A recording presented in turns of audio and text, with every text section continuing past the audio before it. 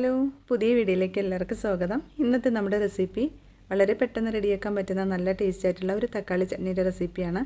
മസാല ദോശയുടെ കൂടെയും സാധാരണ ദോശയുടെ കൂടെയും ഇഡ്ഡലിയുടെ കൂടെയൊക്കെ കഴിക്കാൻ പറ്റിയ നല്ല ടേസ്റ്റ് ആയിട്ടുള്ള ഒരു തക്കാളി ചട്നിയുടെ റെസിപ്പിയാണ്. അപ്പോൾ അതെങ്ങനെയാണെന്ന് നോക്കാം. അതിന് വേണ്ടിയിട്ട് ആദ്യം ഒരു പാനിലേക്ക് 1 ടേബിൾ സ്പൂൺ എണ്ണ ഒഴിച്ചു കൊടുക്കുക. അതൊന്ന് ചൂടായി വരുമ്പോൾ 1 ടീസ്പൂൺ ഉഴുന്ന്, 1 ടീസ്പൂൺ കടലപ്പരിപ്പും കൂടി ചേർത്തൊന്ന് മൂപ്പിച്ചെടുക്കാം. ഇനി ഇത് രണ്ടും ചേർത്ത് കൊടുത്തില്ലെങ്കിലും കുഴപ്പമൊന്നുമില്ല. ഇതും കൂടെ ചേർത്ത് കൊടുത്ത് നമ്മൾ റെഡിയാക്കുമ്പോൾ നല്ല ടേസ്റ്റ് ഉണ്ടാവും.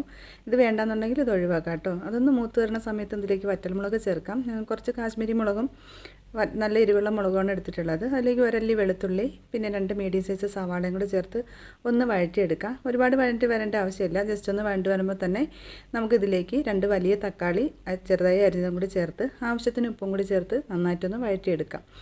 ഇതുപോലെ നന്നായിട്ടൊന്ന് വഴറ്റിയെടുക്കുക. നല്ലതുപോലെ വഴണ്ടി വരുന്ന സമയത്ത് നമുക്കിത് മിക്സിയുടെ ജാറിലേക്ക് ഇട്ട് കൊടുക്കാം. ഇതൊന്ന് ചൂട് മാറി ഒന്ന് തണുത്തതിന് ശേഷം നല്ലതുപോലെ ഇത് അരച്ച് പേസ്റ്റാക്കി എടുക്കാം. ഇനി ഇതിലേക്ക് നമുക്ക് കുറച്ച് കടുകും ഉഴുന്നും വറ്റൽമുളകും കറിവേപ്പിലയും വെളിച്ചെണ്ണയിലൊന്ന് നന്നായിട്ട് മൂപ്പിച്ച് ഇതിലേക്കൊന്ന് ചേർത്ത് കൊടുക്കാം. ഇനി ഇത് ചൂടാക്കേണ്ട ആവശ്യമൊന്നുമില്ല. ഈ ഒരു എണ്ണയിലെ ചൂടിൽ തന്നെ ഇരുന്നാൽ മതി. എന്നിട്ട് ഇതെല്ലാം കൂടി നന്നായിട്ടൊന്ന് മിക്സ് ചെയ്തെടുക്കുമ്പോൾ നമ്മളെ തക്കാളി ചട്നി റെഡി. അപ്പോൾ തീർച്ചയായിട്ടും എല്ലാവരും ട്രൈ ചെയ്ത് നോക്കുക. ദോശയുടെ കൂടെ ഇഡ്ഡലിയുടെ കൂടെ മസാല ദോശയുടെ കൂടെയൊക്കെ കഴിക്കാൻ പറ്റിയ നല്ല ടേസ്റ്റ് ആയിട്ടുള്ള ഒരു ചട്നിയാണ്. അപ്പോൾ ഇതുപോലെ ഇതുവരെയും ട്രൈ ചെയ്യാത്തവർ തീർച്ചയായിട്ടും ട്രൈ ചെയ്ത് നോക്കാം കേട്ടോ. അപ്പോൾ വീഡിയോ ഇഷ്ടപ്പെട്ടെന്നുണ്ടെങ്കിൽ ലൈക്ക് ചെയ്യാനും ഷെയർ ചെയ്യാനും കമൻറ്റ് ചെയ്യാനൊന്നും മറക്കരുത്. പുതിയ നല്ല അടിപൊളി റെസിപ്പി ആയിട്ട് നമുക്ക് വീണ്ടും കാണാം. Thank you.